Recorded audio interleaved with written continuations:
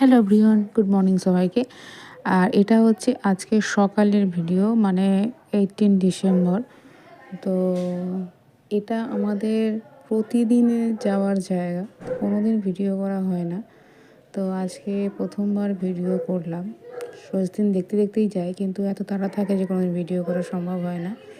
কিন্তু আজকে সময় ছিল হাতে, তো যার জন্য ভিডিওটা করে তোমাদের দেখালাম। আর ভিডিওটা করানোর একটা বড় কারণ রয়েছে।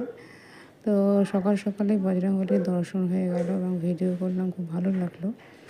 কিন্তু কারণটা হচ্ছে অন্য, যে আজকেই কেন ভিডিওটা করলাম, অন্যদিন কেন করি না। তো এই দেখো কারণ।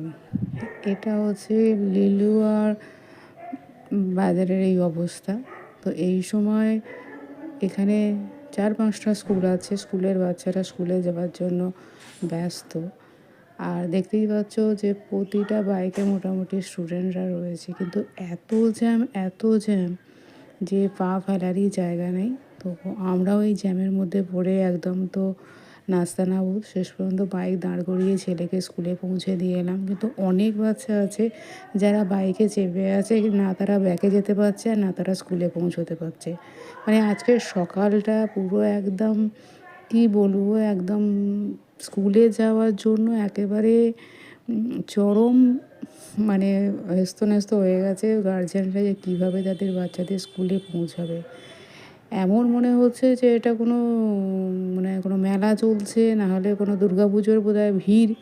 সবাই তো সেটাই বলছে, এবং শুধু আমি নয়, সবাই যারা হাতে মোবাইল আছে যার যার, তারা এই এত ভিড় কোনোদিন দেখেনি, যার জন্য সবাই ভিডিও করতে আরম্ভ করে দিয়েছে। তো শেষমেশ অনেকক্ষণ দাঁড়ানোর পর, প্রায় আধা ঘন্টা দাঁড়ানোর পর আমরা শেষ পর্যন্ত ভিড় কাটিয়ে বাড়ি আসছি। আর এটা হচ্ছে আমাদের বাড়ি আসার ভিডিও। তো এইটাই আজকে জানালাম। টাটা।